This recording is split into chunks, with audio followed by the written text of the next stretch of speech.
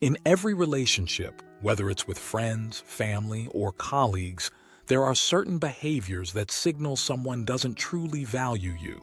These actions can range from subtle to blatant and can deeply impact your self-esteem and well-being. In this video, we'll explore 12 behaviors of people who don't value you and offer practical strategies to handle each situation. Recognizing these behaviors is the first step toward protecting yourself and maintaining healthier relationships. Let's dive in. Chapter 1. Silent sabotage. Ignoring your achievements. Have you ever noticed how some people never seem to acknowledge your wins? It's like they pretend your achievements don't exist. This is called silent sabotage. They'll see your hard work but won't say a word. Why?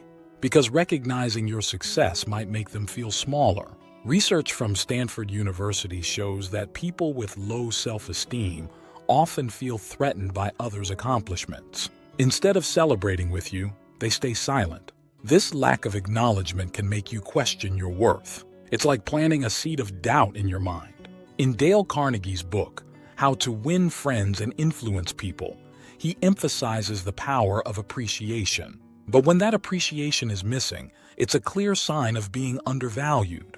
Imagine working on a project for months, and when you finally succeed, there's no applause, just crickets. It's disheartening. So how do you handle this? Strategy 1. Recognize the pattern. Understand that their silence is about them, not you. Strategy 2. Seek validation within. Celebrate your achievements, even if no one else does. You might even need to distance yourself from those who can't clap for you. Remember, your worth isn't tied to their recognition. Chapter 2. The ghosting game. Disappearing when needed.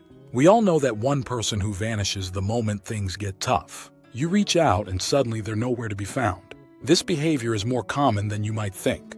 According to a 2018 study by the Pew Research Center, 64% of people have been ghosted by someone close to them.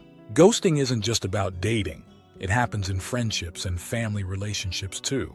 It's a clear sign of someone who doesn't value you.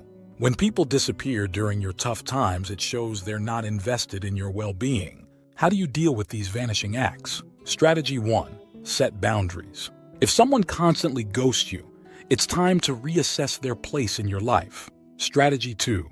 Invest in people who show up. Actions speak louder than words. Surround yourself with those who are there when it matters most. Dr. John Gottman, a relationship expert, says that trust isn't built in grand gestures but in small, everyday moments of showing up. If someone can't be there in those small moments, they're not worth your time. Chapter 3. Manipulative mirrors. Reflecting your flaws.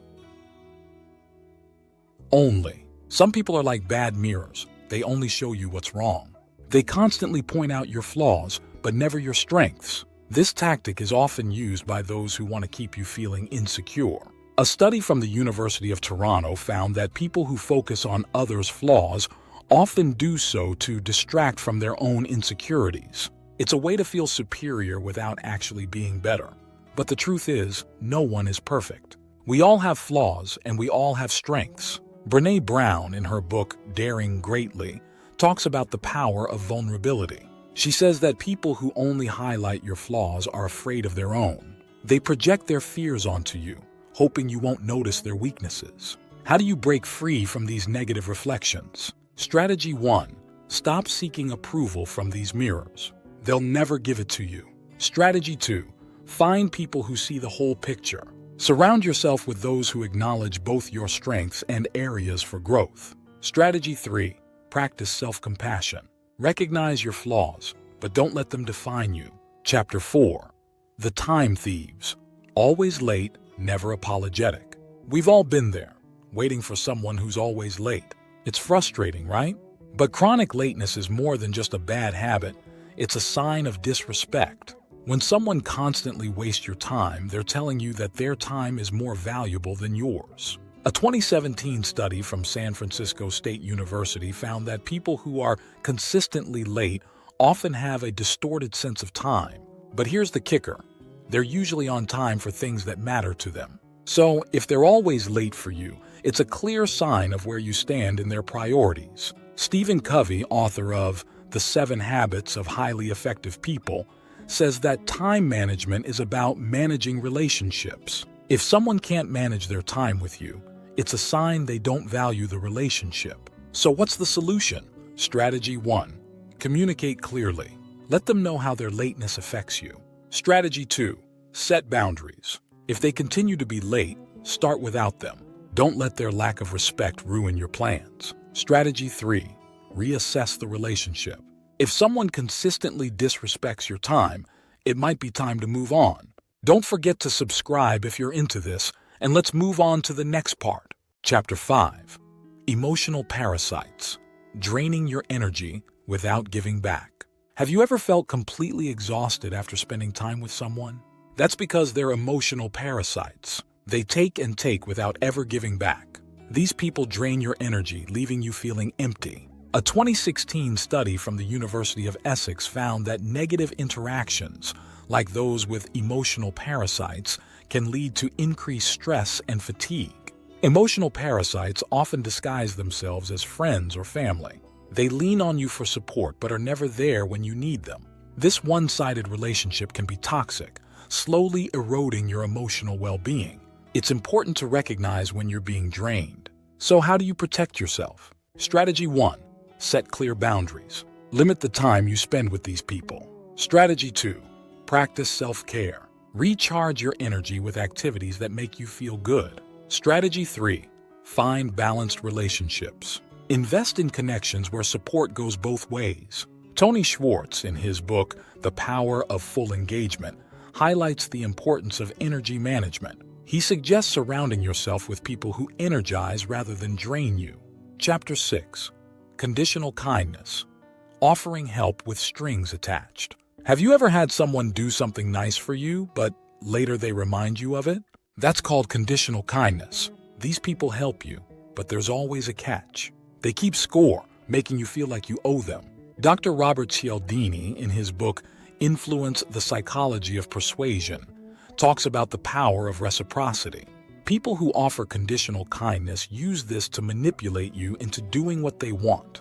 Conditional kindness is tricky. It might feel like genuine help at first, but over time you'll notice the strings attached.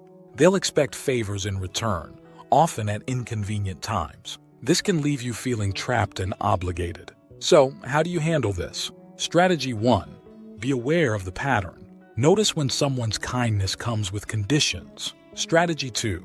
Don't feel obligated to return favors immediately. Take your time and do it on your terms. Strategy 3.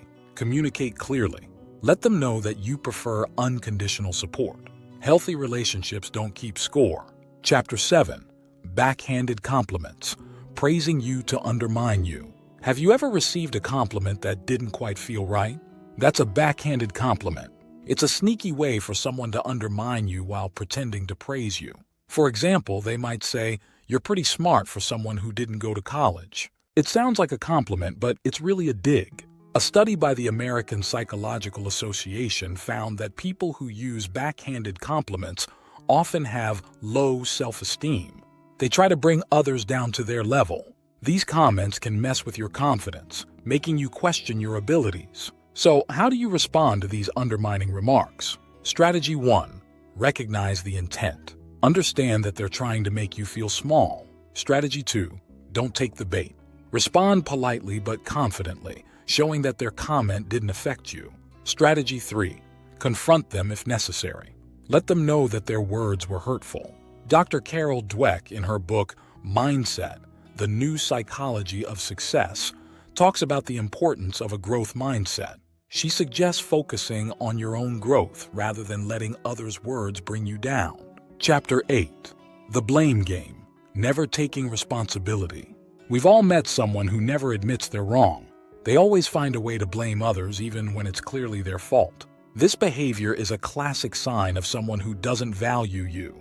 They refuse to take responsibility, often making you feel guilty for their mistakes. A 2015 study from the University of California, Berkeley found that people who consistently blame others have a higher likelihood of suffering from narcissistic tendencies. They believe they're never at fault, which makes it easy to point fingers at everyone else. So how do you deal with someone who's always blaming you?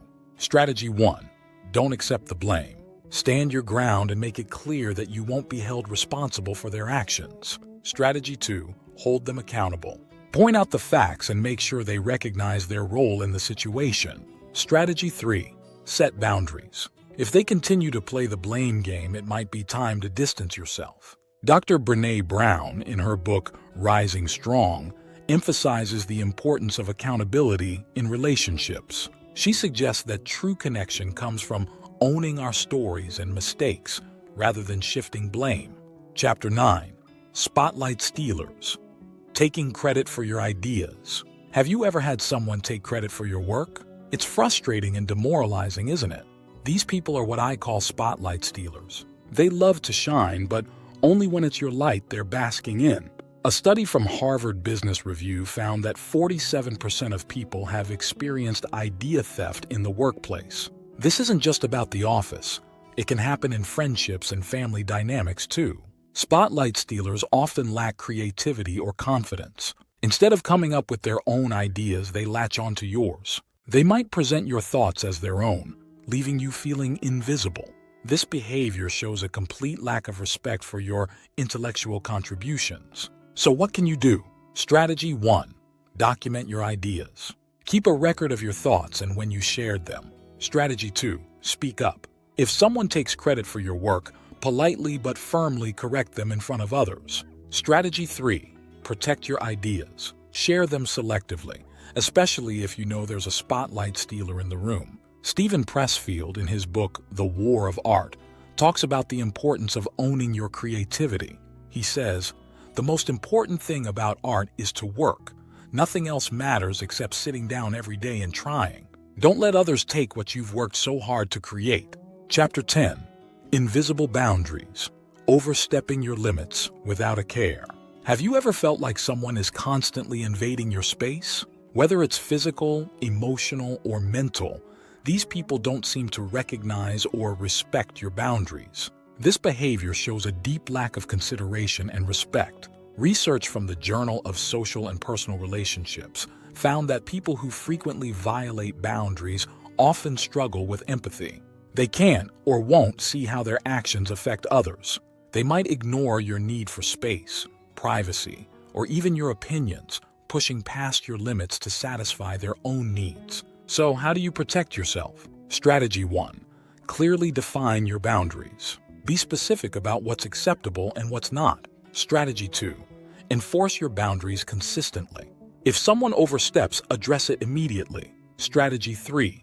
Distance yourself from repeat offenders. If someone continues to ignore your boundaries, it's time to reassess their place in your life. Henry Cloud and John Townsend, in their book Boundaries, emphasize the importance of setting limits to protect your emotional health. They write, "You get what you tolerate. If you allow people to overstep your boundaries, they will continue to do so." Chapter 11. Selective Amnesia. Forgetting important dates or promises. We've all been there. Someone forgets your birthday, an important event, or a promise they made. It's disappointing, but when it happens repeatedly, it becomes a pattern of selective amnesia. This isn't just forgetfulness. It's a sign that they don't value you enough to remember what's important to you.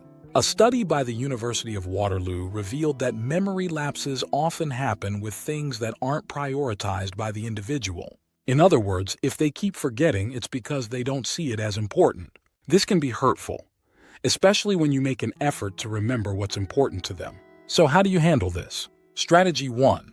Remind them gently. Sometimes a simple reminder can make a difference. Strategy 2. Communicate the importance. Let them know why these dates or promises matter to you. Strategy 3.